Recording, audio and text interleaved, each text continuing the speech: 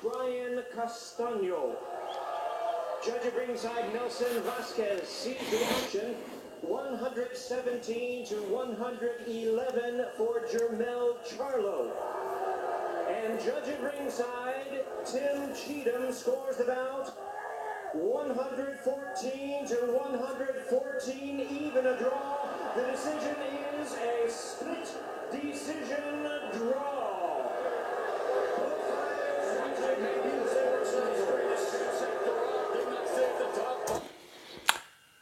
Vous venez d'assister en direct les Boudato, la décision du combat Castaño et Charlo Jermell. Match nul. Voilà, s'il y aurait un gagnant, j'aurais dit c'est un combat de l'année. C'est un combat extraordinaire. Je me suis régalé. J'étais comme ça tout au long du combat. Ça a duré 12 rounds. Alors, bien sûr que les Boudato, ce combat va créer des grandes polémiques. Commençons dès maintenant, dès cette vidéo, les Boudato. Je pensais que Castaño avait gagné de peu. Si Jermell aurait pas ébranlé deux fois, s'il n'aurait pas sonné deux fois dans le combat Castaño, je crois que Castaño allait être déclaré gagnant. Je dis pas il allait gagner parce que pour moi il a gagné quand même le combat de peu, mais il a gagné. Mais le fait d'être un petit peu touché et tout deux fois dans le combat, on va y venir. Hein. Voilà, les Bouddhas de premier round commencent donc en mode sniper. Tous les deux, ils mesurent la distance. Jermell, ce qu'il aime, surtout contre cet adversaire qui est Castaño, c'était garder sa distance. Il voulait boxer à cette distance-là des directs. D'accord? Alors, il n'était pas du tout à l'aise au corps à corps. Qu'est-ce qui se passe au deuxième round, les Boudato? Là, il va regretter le deuxième et dixième round, et on va y venir. Jermell, il va regretter ça. Enfin, il va regretter. De toute façon, il garde ses 3 ceintures et chacun garde ses ceintures et il garde aussi WBO. Castaño, il garde sa ceinture, pardon. Et donc, en troisième round, je crois que c'était troisième round, il touche au corps à corps, donc il avance Castaño au corps à corps, il est bam, bam, bam, bam, c'est une erreur qu'il a fait. Donc, dès qu'il il a approché Jermell, Castaño l'a approché, il a envoyé des coups, tu vois, alors que il faut pas aller envoyer plein de coups en étant en face. Tu dois changer de direction ou 1, 2, 3, casser la distance, sortir. Ou 1, 2, 3, esquiver, tu vois. Un moyen de défense, voilà, il faut faire après 3 coups. Mais là, c'était 3, 4, 5, 6 coups, tu vois. Et Jermell, on voit un crochet gauche, un court crochet gauche. Il touche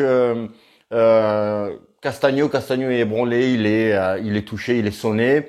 Il recule et qu'est-ce qu'il fait Jermell? Donc il avance sur lui, très mauvais finisseur là deux fois dans ce combat et il se jette sur lui comme vous savez un petit peu à la Wilder, ça avec sa droite qu'il envoie sa droite, il tombe en même temps, tout ça tourne tout pas précis, tu vois. Donc il faut même un petit peu dans ce cas-là temporer, tu vois, pas prendre son temps mais temporer, tu vois, prendre un instant pour analyser. Vraiment une millième de centième de seconde, tu vois. Il n'a pas fait ça. Donc, il fait très intelligemment Castaño, il commence à se déplacer pour récupérer. Il récupère ce round très bien. Je crois que c'était au deuxième. Il était touché, oui. Au troisième, et je suis dégoûté. Je dis mais non, je m'attendais à un combat extraordinaire, tu vois. Au deuxième round, il va perdre, mais c'est chiant, tu vois. Et ben non, il a survécu. Troisième round, les Boudato, c'est Castaño qui le touche en corps à corps, bien en montant, tu vois, vraiment là, tu vois. Boum. Bon, il est pas sonné, tu vois, on voit pas visuellement qu'il est sonné.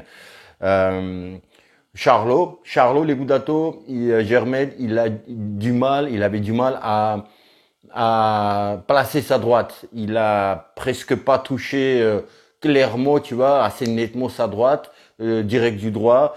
Donc quand il a senti le coup, Castagno, pendant un round, peut-être il a temporé, tu vois.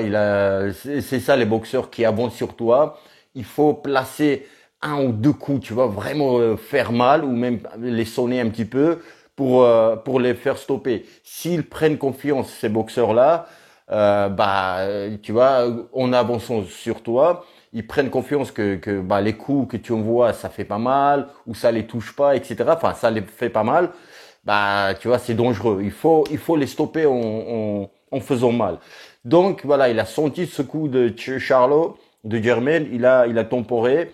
Et après, il a trouvé sa distance, les Budato, c'est-à-dire sa distance dans le sens où, en distance, Jermel pouvait pas le toucher. Parce qu'il avait, tu vois, soit il y avait le buste qui travaillait, les bras assez hauts, très bien. Des petits retraits aussi, comme je vous disais dans mon, je prédis le vainqueur. Il est très bien sur les jambes dans le sens où il sent bien la distance. Il rentrait aussi très bien avec sa droite. Ça aussi c'est pas commun. Il sent très bien la distance, tu vois, Castagno. Et au contraire, Germel, il peut pas. Il trouve pas sa distance. Le gauche, la droite, ça touche les gants.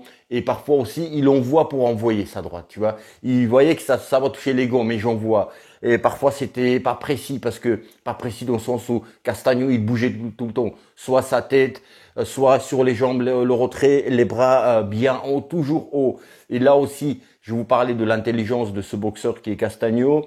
À partir du moment où en deuxième round, il a pris le crochet en pleine tête.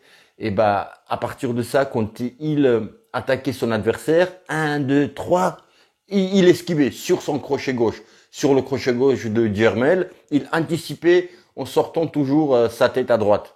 D'accord?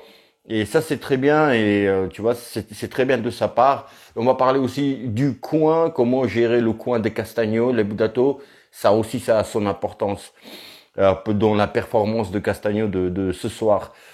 Les Budato, donc voilà, il y avait des petits directs qui passaient, bras avant, par-ci par-là, des Jermel, voilà, jusqu'au 10e round, tu vois.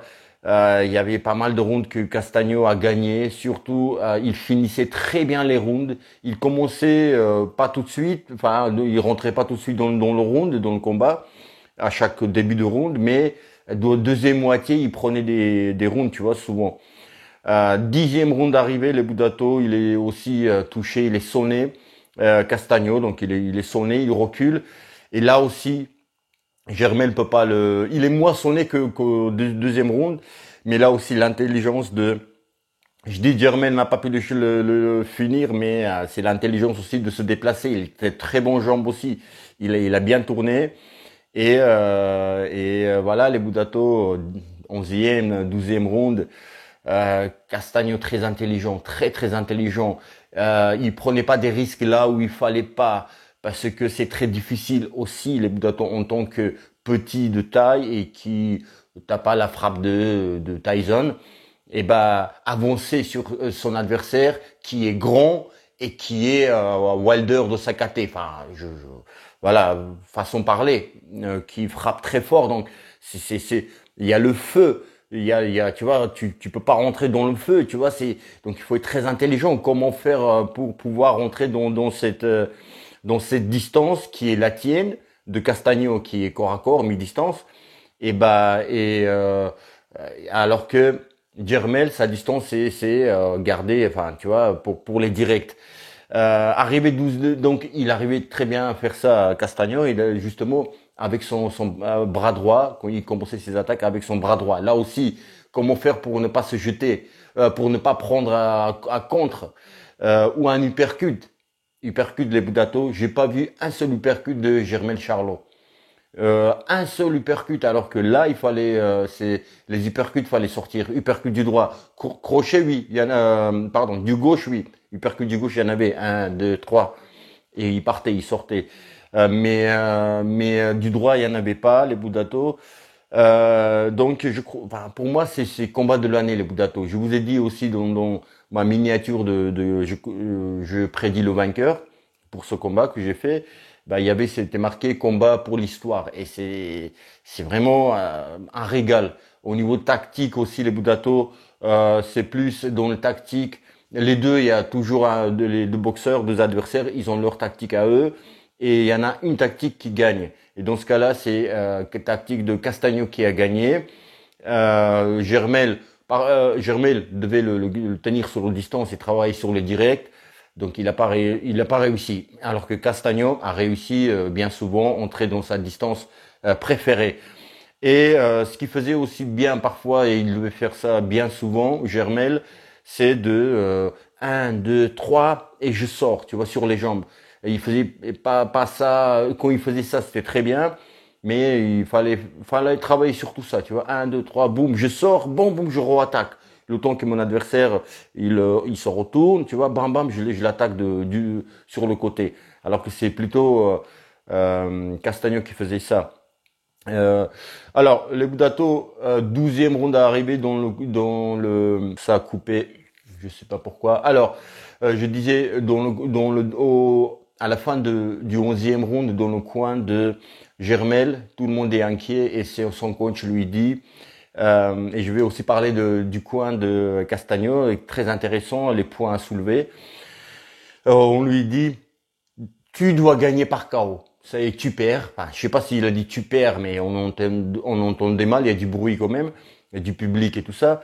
Tu dois gagner par KO. Ok? Donc ça veut dire quoi? Ça veut dire que tu perds le combat. On te dit jamais tu dois gagner par KO si tu gagnes le combat. L'entraîneur, ton coin, il va pas te demander prendre des risques inutiles, c'est-à-dire tu dois gagner par KO, c'est-à-dire que il faut prendre des risques, aller au charbon. Et si tu gagnes le combat, il va pas te dire ça. Donc la perception du coin de Germel était que bah il perdait les combats, il perdait le combat, d'accord. Et les Budato, maintenant le coin de Castagno, très intéressant. Au début du combat, deuxième ou troisième round, qu'est-ce qu'il fait? Son coach, donc il lui donne à boire avec la gourde, à boire à Castagno et il boit. On a presque jamais vu ça. Il boit aussi, le coach, tu vois, une gorgée comme ça. Enfin, si t'as soif, tu bois un peu plus. Juste une gorgée comme ça, mais tranquille, tu vois, comme si t'es le matin, tu vois, avant l'entraînement, t'es avec ton coach dans un bar, tu bois un café, donc tu parles de tout, de rien, tranquille, décontracte. C'était le cas aussi de son coach de Castagno. Tu vois, pour montrer à son fiston, à son boxeur, Castagno, que bon, on est tranquille, tu bois, moi aussi, hop, tu vois, sans pression. Voilà, tu vois ce que je veux dire? C'est pour dire que c'est pas grave, tout ce qui est championnat du monde, 4 ceintures et tout ça, c'est pas grave, on prend le temps à boire de l'eau. Tu vois, il y a autre chose aussi, les Budato, j'espère que j'ai pas oublié. Oui, ce qui est important aussi, donc il avait tous ses esprits, Castagno, mais quand même, tu vois, fallait esprit vraiment ouvert, non, mais être vigilant, tu vois. Donc ton cerveau, il doit travailler à 1000. Et qu'est-ce qu'il fait son coach, les Budato? Il tire les cheveux. On voit ça souvent dans les combats, tu vois. Il tire les cheveux comme ça pour réveiller les nerfs un petit peu, tu vois, de ta tête, un petit peu réveiller le cerveau. Tu vois, je sais pas si ça marche scientifiquement, tu vois, mais au niveau médical, enfin scientifiquement ça marche. Mais en tous les cas, tu vois, voilà, mais tu dois être vigilant, tac, il te tire les cheveux. Là aussi, les Budato. Et tout au long du combat, son coin, il était tranquille par rapport au coin de Germel. Ils étaient inquiets. Et puis aussi, il inquiétait de la sorte, il inquiétait aussi Germel. Et tu vois, ton boxeur, il est pas bien quand il est dans le coin, il sait qu'il perd. Et là aussi, tu vois, ils sont tous stressés. Ça te stresse encore plus. Et c'est pas bien. Mais bon, ils étaient stressés, c'est normal, on peut les comprendre. Son boxeur, il perd, peut-être qu'il allait perdre ses 3 ceintures qu'il détenait, qu'il détient toujours, vu que c'était match nul. Donc voilà, les Budato, maintenant, est-ce que c'est un scandale monumental que Castagno a perdu? Castagno, il est argentin, encore une fois. Germain, il est plus vendeur. Tu vois, si ils font demain un pay-per-view, tu vois, diffusion, streaming payant, et bah si tu mets un Castagno, avec tout le respect qu'on doit aux champions, bah il va pas vendre beaucoup. Alors que Jermel, même si c'est pas des boxeurs super populaires, il va vendre quand même plus.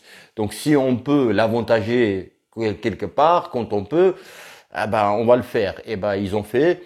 Je sais pas si c'est scandaleux, les Boudato, vous me direz dans les commentaires si vous regardez le combat, pas les highlights, hein, pas les petites compilations, mais regardez le combat, ça vaut le coup, les 12 rounds, ça, ils valent les coups.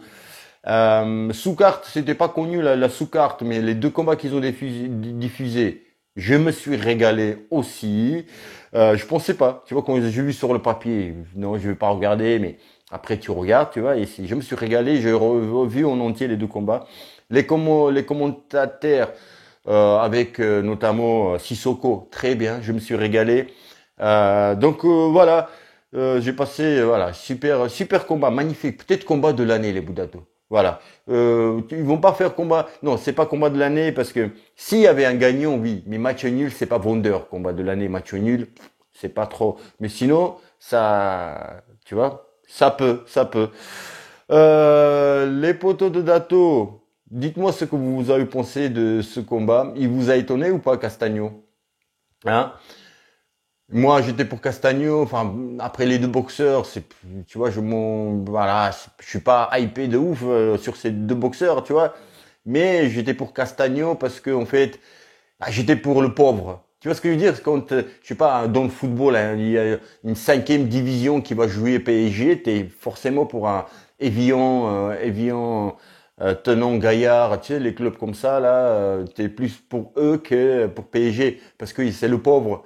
Tu vois, pour moi, c'était ça même si j'aimerais être aussi pauvre que Castagno, hein, peut-être, je sais pas, je connais pas son compte bancaire. Bon, on parle de l'argent, ça c'est autre chose.